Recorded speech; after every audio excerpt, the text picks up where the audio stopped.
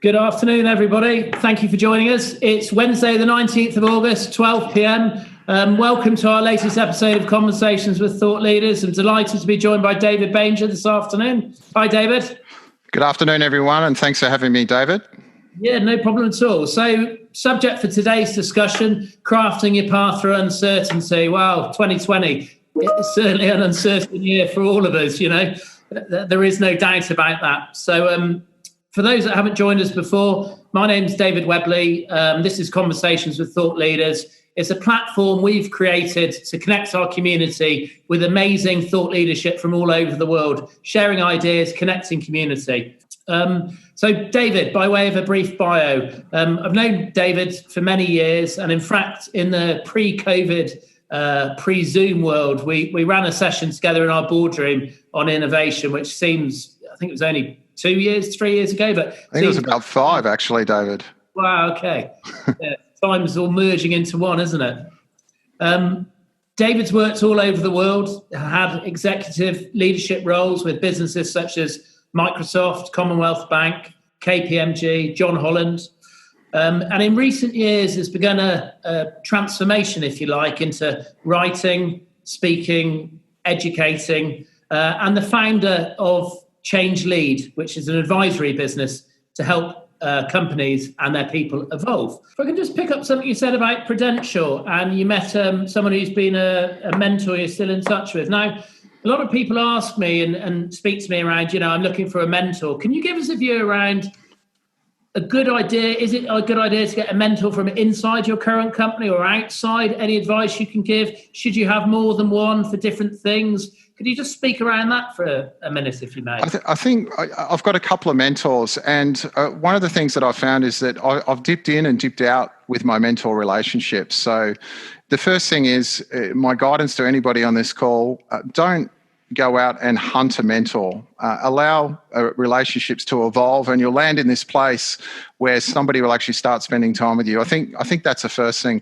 I think the other thing is what I was really surprised with, the two people that mentor me, is that they actually get value from talking to me, which I just found astonishing. And it's a different generation. And, you know, I'm working with Michelle on this book, who is from a different generation. And I get immense value when I speak to Michelle, as an example. I don't know if she'd even consider me remotely her mentor, but there is something about spanning generations and the interactions between that. So I'd suggest don't hunt somebody, allow things to organically evolve, and then actually look at what you can bring to that relationship too. Yeah. And actually, I think this concept of the reverse mentor, which is kind of what you're saying, the Lloyd's of London CEO came out a couple of years ago, and she was very keen to get someone starting their career to get that connection around, you know, what the next generation of the workforce wants to see. That's fine. And that's certainly something we like to do as a community. So if you're looking for a mentor or looking to donate some time to mentor someone, feel free to get in touch with me, and happy to have a discussion how we might be able to facilitate that both ways. And one of the things I'm really passionate about, and I know there's some people from Swinburne on this call, is I spend a little bit of time with those international students at Swinburne as well. And I think those people who are interested in mentoring, think about communities that you could actually help service, and you'll actually get energy from that to actually do some mentoring as well. I couldn't not ask a question around the higher education piece as we're talking about Swinburne. What's your read on some of the challenges facing higher education in Australia? It's so well documented at the moment. It is really well documented, and one of the things that I'm learning as being involved in some of the work that I do with the higher education, which is a pro bono basis, is that international students are really, really important part of the university fabric. They're also a really important part of the university business. And the universities themselves actually have to look at how they can service these students.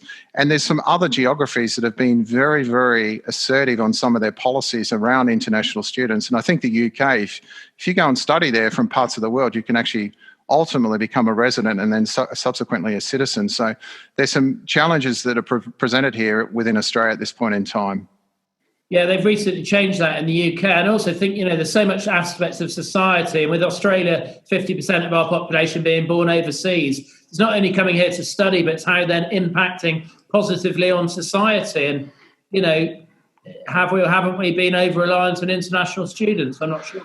One of the things I'll say about my time at Swinburne is that when I went full time in my last 6 months to finish my MBA, I ended up working in group work with a lot of international students. And Steve Jobs has this famous saying, and people who have worked with me have heard me say, you can't connect the dots by looking forwards, you can only connect them by looking back. Yeah. When I joined Microsoft and I was part of their international IT team, that experience with those international students was invaluable. Understanding cultures, understanding cultural nuances, and being able to actually integrate at the right level with the right traits and behaviours was really, really beneficial. So that's one of the things that I think we need to get sorted as a country around what we do with that international community and how we support this university community during this period of time.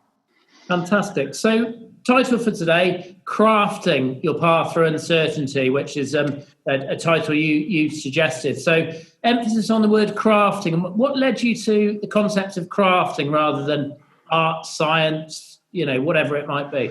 Well, behind every good man is a good woman. And I know that I've been working with your business partner, who also happens to be your wife, Emily. And I think Emily was the person who actually suggested crafting. So I need to acknowledge the input that Emily has to get us in front of the camera. There's a lot of work behind the camera. Yes. And one of the things that resonated with me that Emily said was, I feel that you're crafting and finding your way. And I definitely agree with that.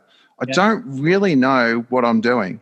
But as I said to you a couple of years ago, if I didn't do my startup advisory business, I'd actually live my life with some regret. If I died and didn't try, I'd always wonder why. And so that's what sort of started it. And I think the other piece around the word crafting is that everything that is on the internet, whether it's my book, whether it's my business website, whether it's my author website, whether it's a video, it's had my hand on it. And sometimes that hand is good and sometimes it could be better, but it's had my touch and I'm really trying to craft my way through this period of time.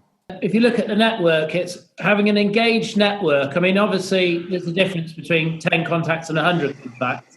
So you need a happy medium because you do need a certain amount of volume to build a business, but at the same time having an engaged network as opposed to just being on a lot of people's radar, not having genuine connection, authentic connections is important. But then that relates to having an engaged network. If you haven't got the skills, then you probably haven't got a really engaged network, because that network's built around commonality, which is typically we're all good, program managers or change managers, whatever it might be.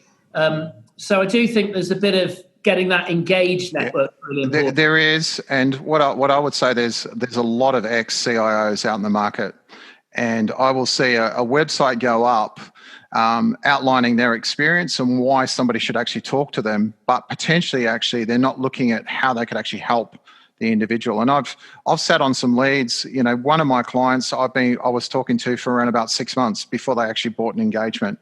And you need to be patient with those things as well. And I think don't outstay your welcome, but also don't be overbearing, because there's nothing worse than being overbearing. And one of the things that I've learned, David, as well in my first first 18 months is that I service a particular sector and a particular problem pretty well. And so one of the things, and I saw Gina earlier on, who's going to join us in the next week, is one of the things that I'm now doing is I'm actually moving to a traditional email campaign to target a certain sector where I'm known for doing stuff, and for the people actually known and read some blogs that I've done in the past.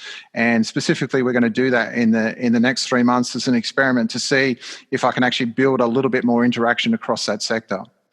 So when you came back to Australia, then we spoke a bit about your mindset, your mind shift change. Were there any sort of light bulb moments that led you to, sort of move away from, the corporate exec roles? I think there's a couple of things. I keep on going back to my time at Microsoft. Outside of my awesome colleagues, I got to meet a lot of Microsoft partners in the UK. And if you think about the UK, outside of Seattle, in North America, I think we had the largest footprint of international IT employees working in the UK subsidiary. And we also had a wonderful partnership ecosystem, which I actually tapped into, and I met a lot of partners. And I really liked how those partners leverage relationships and software to actually solve clients' problems. Yeah. I think that's the first thing that I'd say. And when I came back to Australia, in the January, I was presenting to the Microsoft Group CIO. He's one of the 15, Tony Scott, one of the 15 people in the CIO Hall of Fame, actually went on to be President Obama's CIO, and presenting to Tony and then coming back and actually not having a job and possibly thinking, wow, I've got such great experience. I wonder if I will get a job and what that job will actually look like. I was fortunate enough to get an introduction to KPMG. And again, I went back to something my mentor said, which is don't talk about your experience. That should speak for itself if you can articulate how you're going to solve that problem. And that's probably the first piece. And the other piece, which we mentioned earlier, is what do you do outside of work? And there's some things that I do outside of work that really help me stay centered. And, you know, I've been in that process in the last 5 years of reflecting on what I really want from my life. And that brings some real balance. But I think walking can be quite meditative or running or, you know, quite yoga in its way as well. And having that time to just center yourself. I think at the moment, the tendency, people don't really talk about work-life balance anymore because it's all sort of blurred into one. And I think that's a real challenge for society, how you can basically have your life, do your work, you know, have your family and sort of manage it. Because otherwise there's going to be a lot of people facing a lot of, you know, mental as well as physical pressure, right? Yeah, absolutely. Look, I've got the rule of the thirds, and I've discussed this with you when I was sort of launching, which is a third of my time I want to be spent on paid client work, which is about 120 days a year. I don't really want to do any more than 100 to 120 days a year because then I'll just actually be a full-time contractor and I won't be offering a lot of value. A third of my time is actually spent thinking, and that includes my time at Swinburne, includes my time with those international students, includes my time writing and producing my regular weekly content, and then a third of my time with my family. So one of the things that I sacrificed a lot in certain points of my career, there was a lot of international travel. There was some birthdays missed. There was some family events missed. In actual fact, you know, when my mother-in-law passed away, I was in another state, even though she was terribly, terribly unwell. And there's guilt there that I just don't think I've been the best husband or father at certain points in time. And that's one of the things that I've really tried to bring balance to my life now, and actually how I want to work and how I want to live my life, and bring that blurring together. And I think a lot of people, there's no clear line of delineation, and I think you've got to have some discipline to maintain that. So what advice can you give people, you know, and it could be you're in a role in a company, or you're doing something for yourself, or any combination of the two? Because if you put something typically in your diary, thinking time, even though Warren Buffett subscribes to it, Bill Gates subscribes to it, and some of the brightest and best minds in the world spend a lot of their time just thinking through scenarios. But a lot of bosses out there, if you put thinking hour in your diary, they're probably going to raise an eyebrow or two and you might get a phone call. So what advice can you give people to try and sort of get some time to do some planning, really, I suppose? I think the interesting thing for me is if I think back to the people who led me at Microsoft, I had awesome leaders who held me accountable to outcomes rather than my activities. And I think as a society, and we need to look at the outcomes that we want to achieve. And one of the things within Michelle, and this call is not about Michelle and my book, it's not a plug for my book, but I just think just overall we need to be better people and better to ourselves. And that's one of the things that Michelle and I are really, really trying to address in this next book. But I think the other thing is you've actually got to be honest with yourself around what works for you. And how are you going to be your best self? Because if somebody had told me when I started my business 18 months ago, 20 months ago, that I would have written a book within the first 12 months, within 2 years, I'd actually have 2 books written. I'd actually have 4 reasonable case studies on my website. I would have made a profit within my first 3 months of launching. I would have had a little bit of a, wow, that can't be a true moment. And I think just staying the course and being true to yourself and being who you are is part of the piece around people wanting to spend time with you and engaging you for your services. And the other thing that I'd say, and I'm sure there's some people listening on this call in this current environment that are in jobs that they're not enjoying that much. I have no doubt that is happening. And there's some people on this call that've seen crafting your journey and all that sort of stuff. And let's come and let's see if we get some insightful moments. Look at what you can take from that job that will be a building block. You remember those slides that I shared earlier with all the different spots in my career? And I keep on talking about Microsoft and how much I love John Holland. There were some organizations that I feel indifferent about. There's some experiences that weren't that great. And I think those experiences also have some merit in them, and take those things that have merit into your next role and into your next piece, because they're the dots to your future. Fantastic. So speaking a fair bit about Microsoft, and you've just mentioned John Holland as well. So technology's had a good pandemic. You know, if you look at the big 5 tech firms in the US, quarter of the US stock market. Give us a view around how COVID has affected tech firms, where I believe there's always been a propensity to work remotely. And with technologists, it's often people's hobby as well as their job, versus maybe some more traditional businesses such as, I don't know, insurance as an example. I would imagine, underwriting might be your job, but it's probably not your hobby. So can you talk to us about the difference between the old, the tech firms and the non-tech firms in COVID?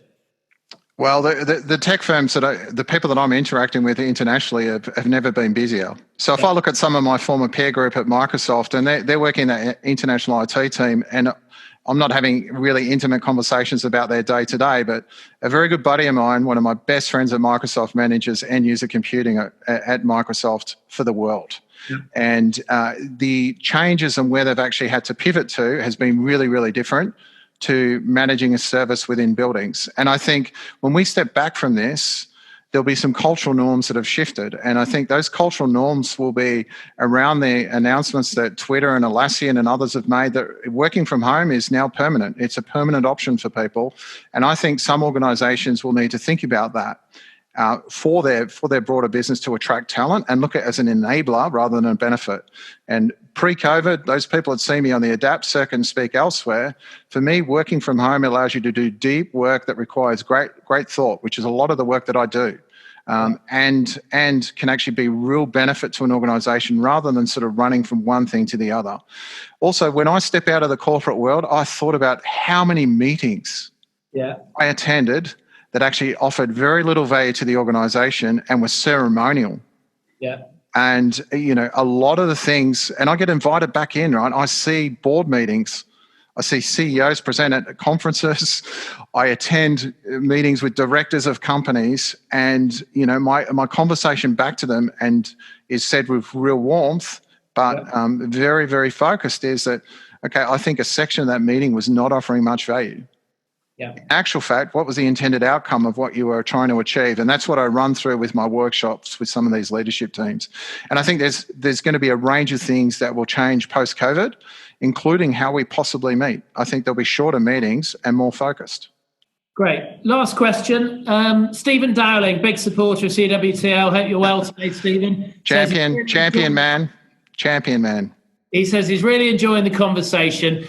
Given the rate of change of what's happening now, how can you really rely on your knowledge and skills from the past? And Stephen, who's an avid reader, I know, was reading something a while ago that says, if you're not embarrassed by who you were last year, you're not learning enough. What's your thoughts around that?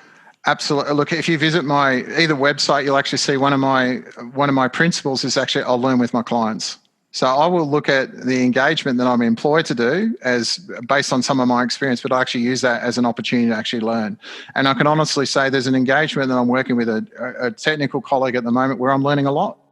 We're looking at reframing how we actually approach a problem differently to how we may have done it in the past. And I think you can't remain static, but I do think the experience and your body of work actually is a door opener.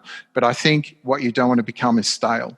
And part of me in my life was, I see guys, and I've traveled a lot for my client work. I see guys who get on that Qantas flight, they're probably platinum at the front end of the plane, and I can see the weight of their world on their shoulders. And I almost feel like saying to them, what are you doing to invest in yourself to make sure that beyond what you're doing today, you can actually do something tomorrow? And I think that's really important for everybody to consider, what is it that is going to give you those future dots to your intended purpose longer term? And I think that's a great theme or consideration to finish on, as it does feel we're a bit like in Groundhog Day, and, actually having a positive mindset to take something forward to the future and realise that, the times of COVID will end. So that's the end of today. So this is our 10th episode of CWTL. So it's the end of Series 1. Thanks so much to everyone who supported it. A big shout out to our team, Peter, Emily, Chelsea, Thomas, who've made it happen behind the scenes. And of course, all the amazing guests we've interviewed, and just as importantly, everyone who's tuned in. If you've got topics you'd like to hear about in the future, please feel free to reach out for us. But that's it for today, ladies and gentlemen. David Banger. Thank you, David. Best wishes, everyone.